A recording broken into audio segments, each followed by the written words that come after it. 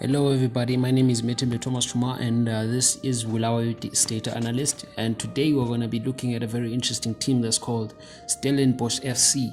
It's a team in the South African Premier League and it was promoted in 2019, and the end of the season they ended up at position number 6, right below Kaizer Chiefs. They managed to get 10 wins, 10 draws and 10 points. Who would have believed? That's a triple-double in the NBA. They also conceded 38 goals, but also managed to score 39. Scoring 39 goals puts them third highest scoring in the league, and conceding 38 goals puts them fourth highest in the league, or fifth highest in the league. So in this video, we want to take a look at why does this team concede so many goals, and could they become a top 3 team if they manage to get the following signings that we're going to talk about in the video. So starting off, we're going to talk about a game that they played against Cape Town City with where they ended up winning it 3-2. So something that I want you to observe is the lack of discipline, or lack of command that's there in the back line from the center backs. The reaction time is slow to second balls that are lost from these set pieces, and also there's a weakness in the left back. You're gonna notice something, how the left back almost turns off every time that ball is thrown in during this game against Chippa United. So this is a massive weakness in this team on their left back position, where they do not have a very, very good left back who's able to track back and also attack and be useful going up front.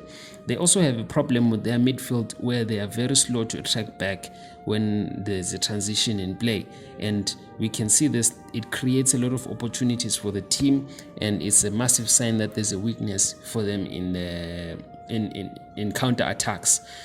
This is another display of weakness that they have in the air, where they do not have a massive dominant player who can be able to get rid of these aerial attacks very, very fast. And it's something which is constant when you're watching this team. You start to realize that okay, set pieces are a massive problem for this team, and it causes them to concede a lot of goals. For example, the one that you just saw here against Chippa United. Now we look at the game that they played against Kaizer Chiefs. On the left now we have got Marcelinho, and it's a constant thing where they are always shifting left backs, and I think this causes them to have a big problem. And now you just saw how they conceded again from a set piece. And here we show you the display that there's this very slow transition of play, where the defensive midfielders, they're not able to get back in time to cover the space, and I think that causes big problems for them. And if they were able to sign a player who would be able to get back fast, and or ultimately just have a central defensive midfielder who's able to carry the ball, but then has a responsibility of sitting deep, this would help this team very, very, very much. And you see it again and again on the left back position, that they fail and constantly fail to have a player who can read the defense, who can read the attack, and I think this is what causes them to concede a lot of goals sometimes. But the transition of play for teams who play counter attacks, teams who are very fast paced, it hits them a lot. Because if you are not able to get enough bodies back when there's a counter attack, like in this situation, you're going to have a situation where you have 3 or 4 players that are facing 3 defenders, and that's never a good thing. For example, like this is what causes them to concede this goal. The left back is unable to close down his man, and in the middle there's no one who's marking these 2 Pirates players. So you can immediately tell that this is This is a massive problem for this team. It's a massive issue.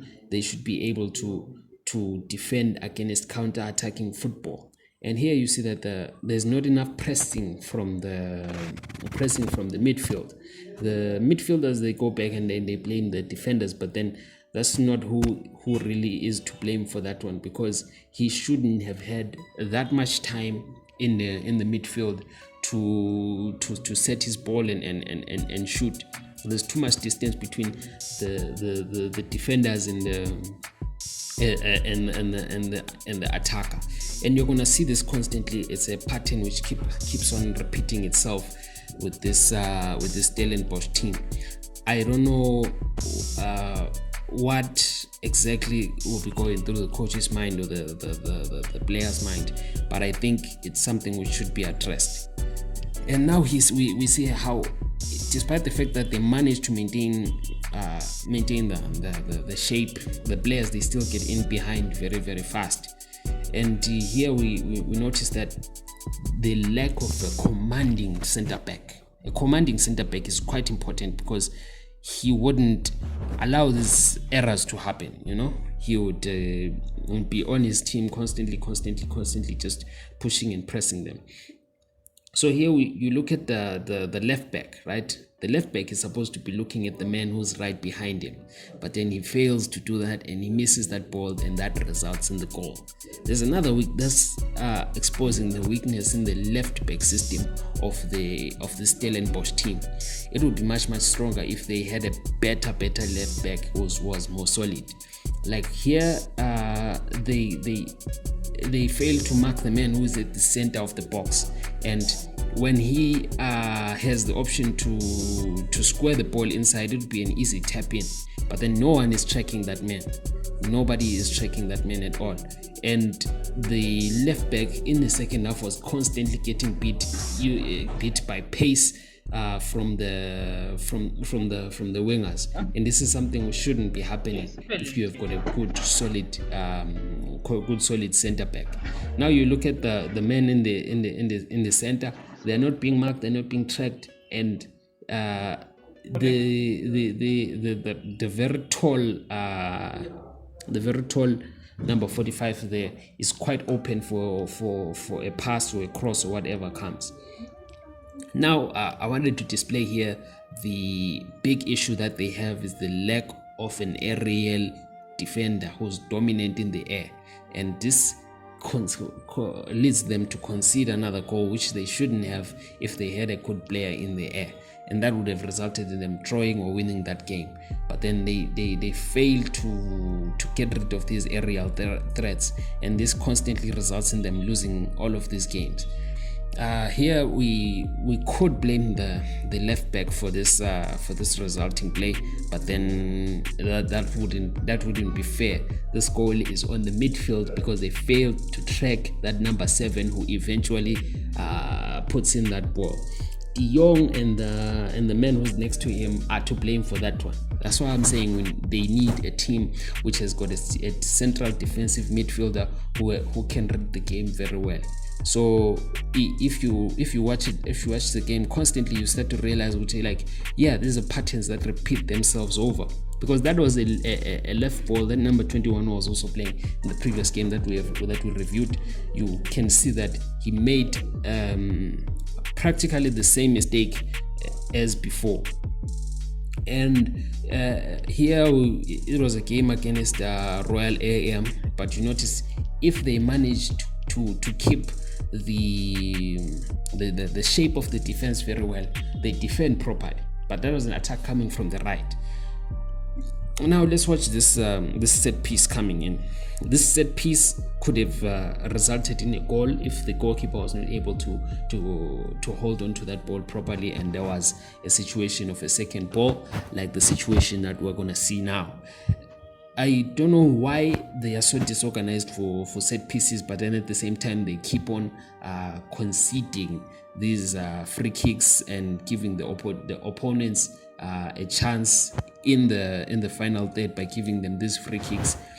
It's a pattern which keeps on constantly repeating itself, and I wish they would address it somehow.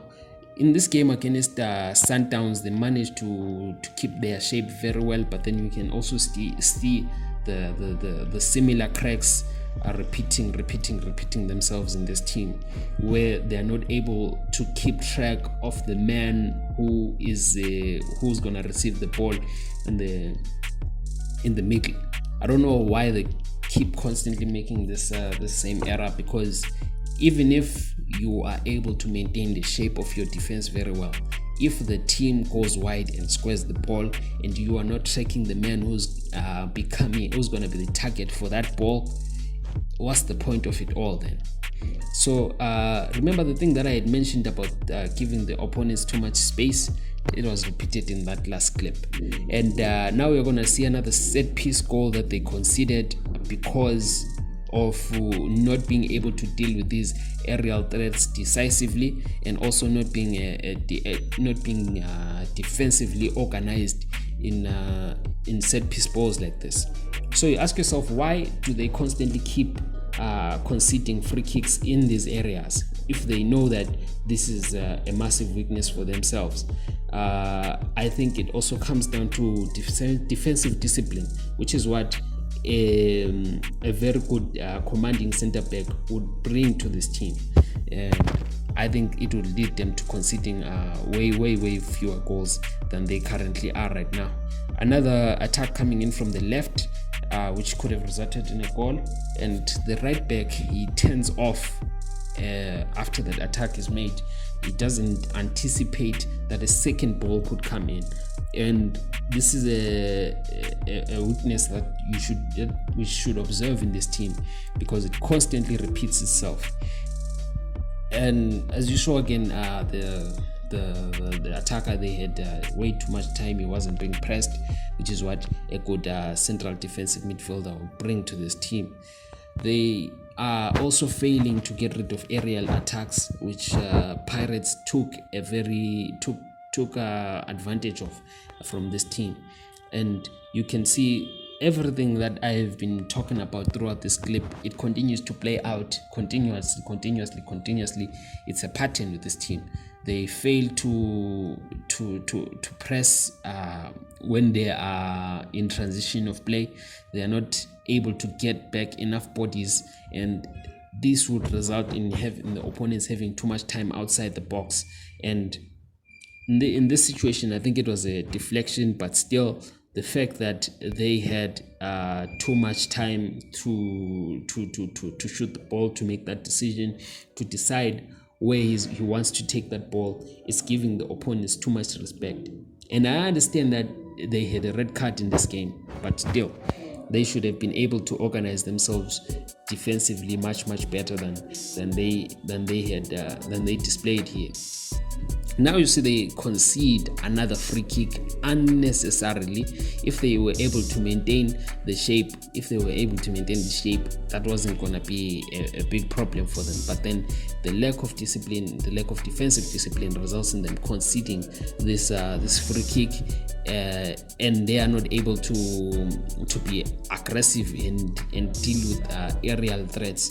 So that lack of defensive awareness from the team, I think, for me, is one of their biggest problems and one of their biggest weaknesses, which is what a very good commanding center back would bring to this team. So now we have another situation of a set piece that they conceded outside the box, and they also failed to get rid of, which could have led to better opportunities. And you constantly see this thing. It's playing out constantly.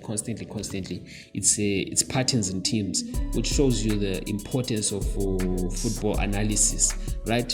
For example, here the opponent has so much time to make a decision on where he wants to put that ball, and that shouldn't be the case if you have a very good central defensive midfielder who is able to manage the space.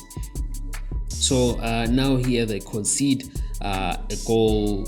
No, they didn't concede a goal. I think I was thinking about a different clip, but still the point still remains the same, that they're not able to get rid of all of these set pieces.